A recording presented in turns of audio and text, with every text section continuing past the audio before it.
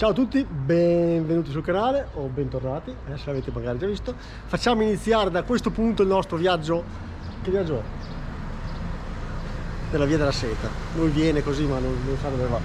Il viaggio della Via della Seta assieme alle nostre assieme alle nostre compagne, la Trombetta e BB. Sono già tutte belle attrezzate, magari poi appena abbiamo un attimo diciamo anche che tipo di attrezzatura abbiamo fatto. Qua sopra metto il percorso che faremo.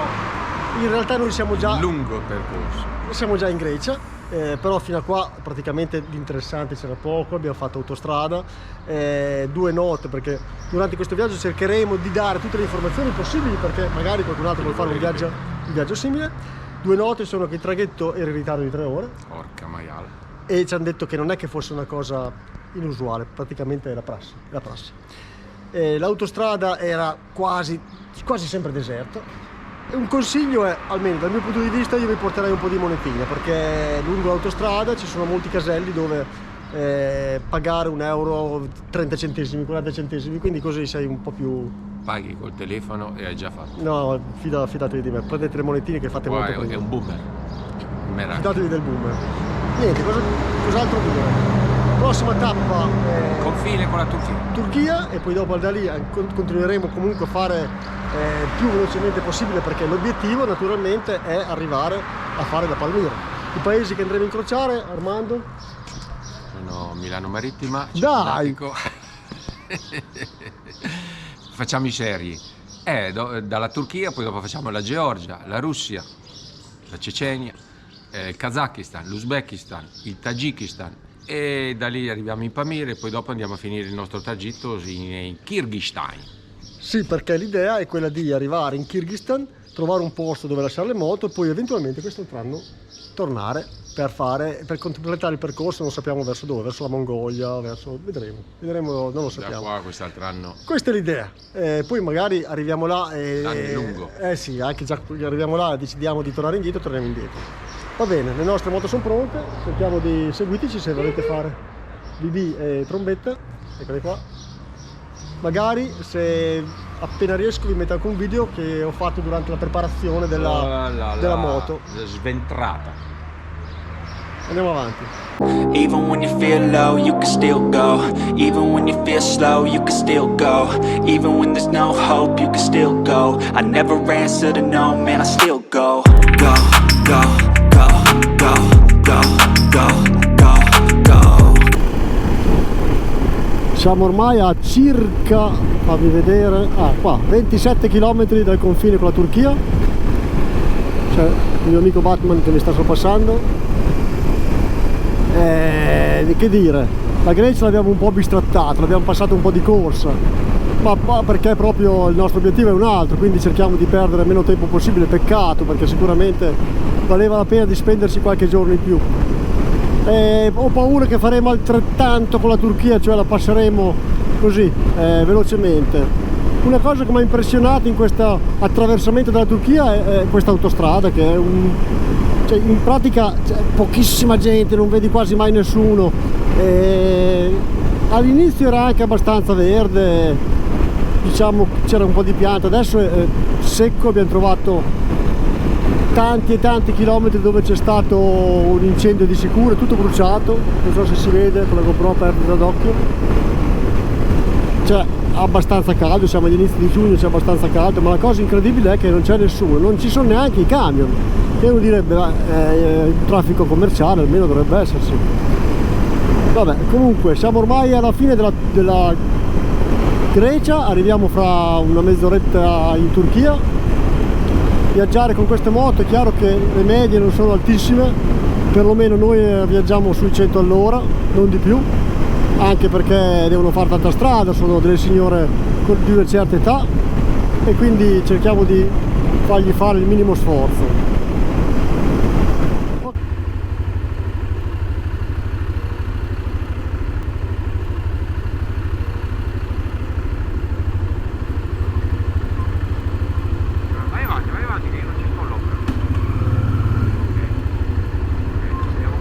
Esatto.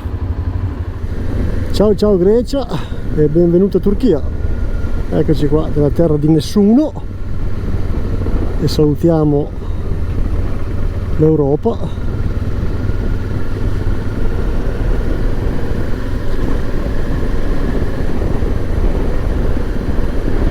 Hai visto che hanno messo la bandiera greca più grossa di quella turca?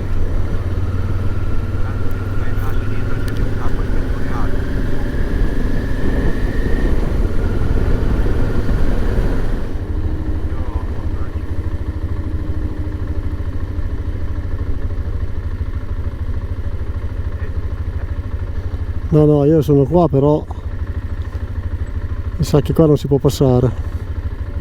La fermo qua e buonanotte.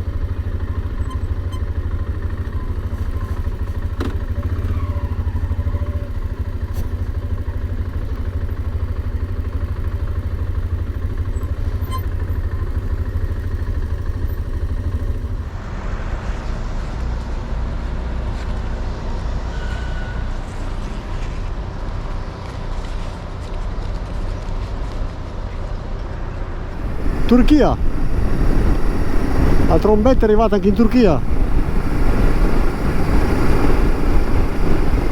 Qua ci abbiamo messo a passare la frontiera? Mezz'ora?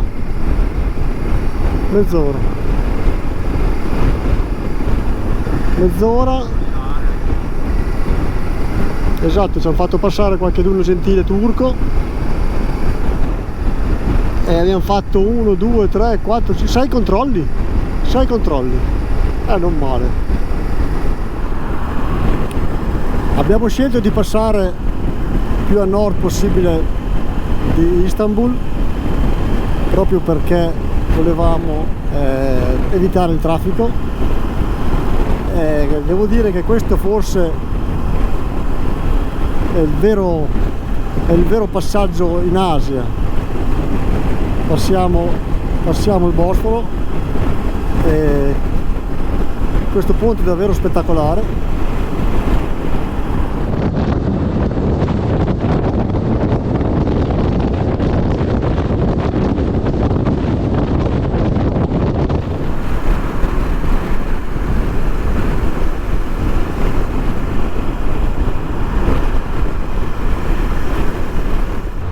Questo è il garage che mi ha rimediato per Bibi e Trombetta. L'ho cagnata là in fondo come una sardina in una scatolina e la tromba è qua. Va bene o no?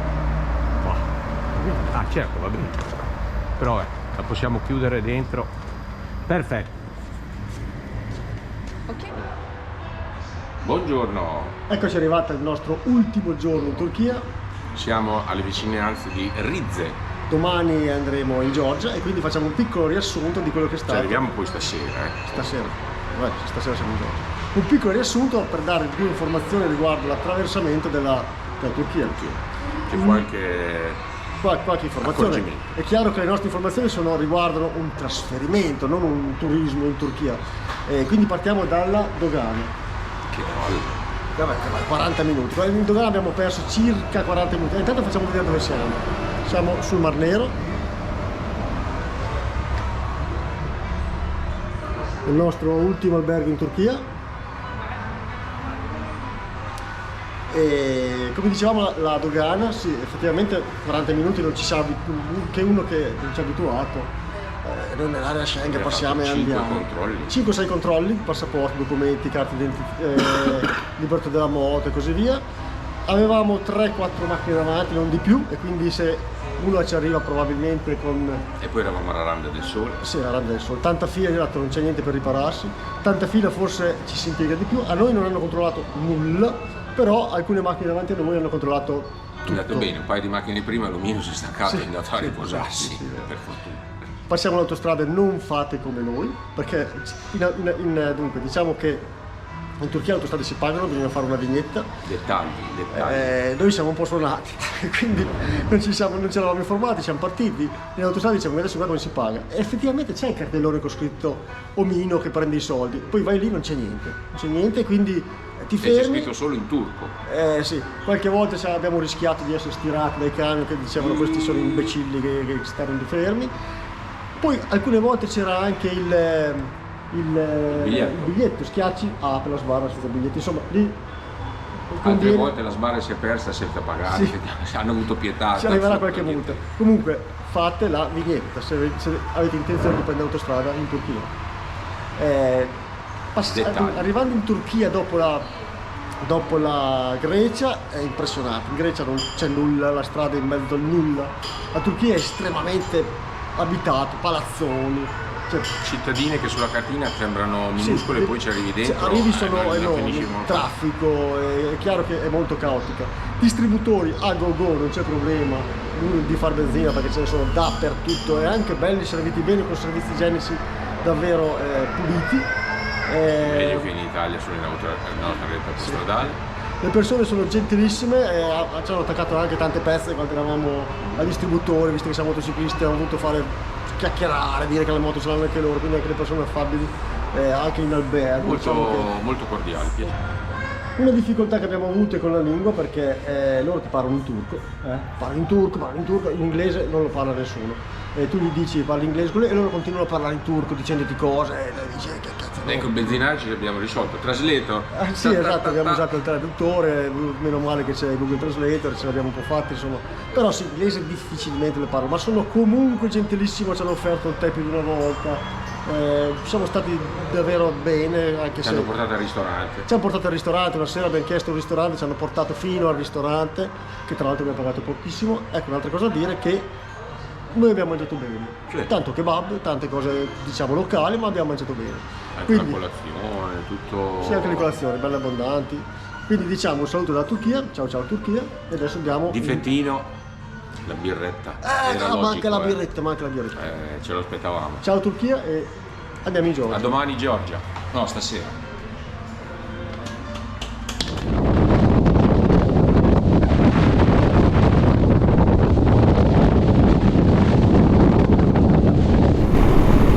Da qualche centinaio di chilometri siamo in un'altra Turchia, cioè in pratica è chiaro che noi l'abbiamo sempre vista dall'autostrada, quindi non è sicuramente il miglior modo di visitare la Turchia, la stiamo attraversando, però adesso siamo sempre dai 1000 ai 1300 metri di altitudine e il paesaggio è davvero davvero bello. Sarebbe chiaramente più bello non essere in autostrada, essere fuori, magari vedere più da vicino certi scorci, ma vabbè, accontentiamoci. Siamo a 35 km dal confine con la Georgia. Stamattina sono corsi che ci eravamo preoccupati un po' per il traffico, ma invece nulla, nessuno. Troveremo tutti alla frontiera là incolonnati. Abbiamo fatto una sosta, dare un po' di grassa alla catena dopo 2000 km, la seconda volta. Non giro la telecamera perché è impresentabile, ma no, ve lo faccio vedere perché è una chicca questa qua. Guardatelo, guardate come gira,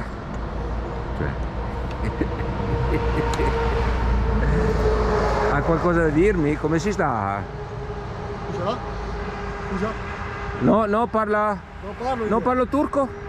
Non parlo io. Sei brutta persona. Brutto uomo.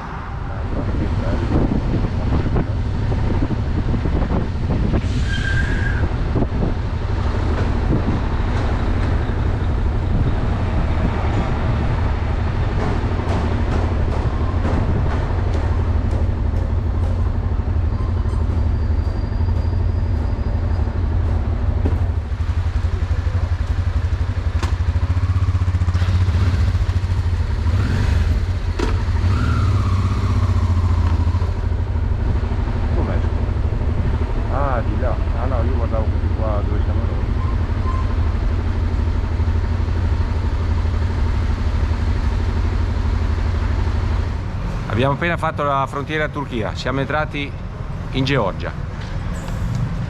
Si vede? No, non siamo ancora in Georgia, ma siamo alla frontiera. C'è stato un qualche pri pro quo. Comunque siamo passati. Poi mo vi spieghiamo qual è stato il pri pro quo.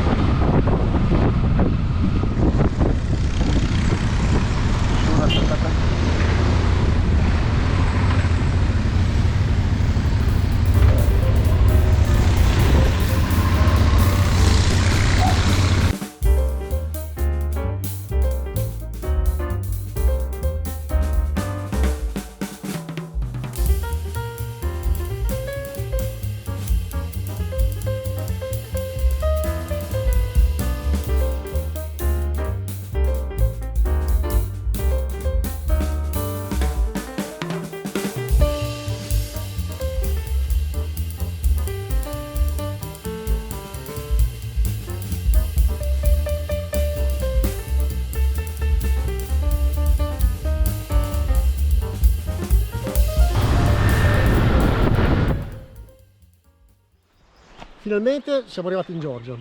Come si vede un po' dal paesaggio che è completamente cambiato, è anche vero che là abbiamo percorso solo tangenziali qua. Sentite gli uccellini? Aspetta. Allora, due cose, la frontiera ci abbiamo messo 2 ore e 40, non ne avevamo nessuno avanti, però purtroppo non ci hanno fatto passare perché bisogna pagare le multe. Si vede che lungo la strada abbiamo preso la multa di ben €1, ci è costato un'ora di fermo in dogana quindi attenzione che comunque non vi fanno passare. Se arrivate lì che avevano fatto qualche foto nel frattempo, non passate. Poi devi andare dall'omino della banca a litigare. A litigare, cos'altro? Appena dopo bisogna stipulare l'assicurazione perché normalmente, ma comunque controllate sulla carta verde se è coperta, ma normalmente non è coperta.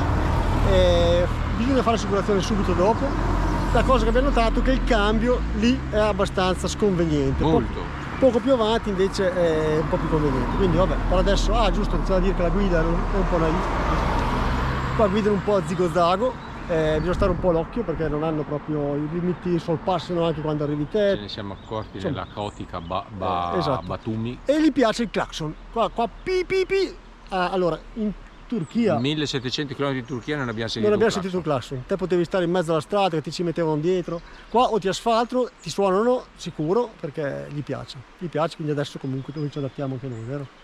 Via, proseguiamo per la Georgia. Prossima tappa, Kutaisi. Oh là là. Occhio che ci sono delle mucche.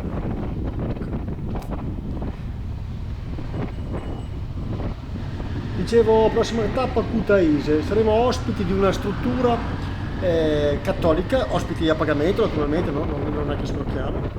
In questa struttura è anche una scuola per bambini e ragazzini che vengono da famiglie diciamo un po' più disagiate e qui trovano diciamo insegnamento, trovano una mensa per mangiare e fanno alcune attività anche extrascolastiche, se abbiamo ben capito, dove li introducono al lavoro. Per questo motivo abbiamo portato qualche regalo, dei palloni, delle magliette, insomma qualcosa che potesse magari diciamo, piacere a questi ragazzi e quello che ci poteva stare in moto, insomma.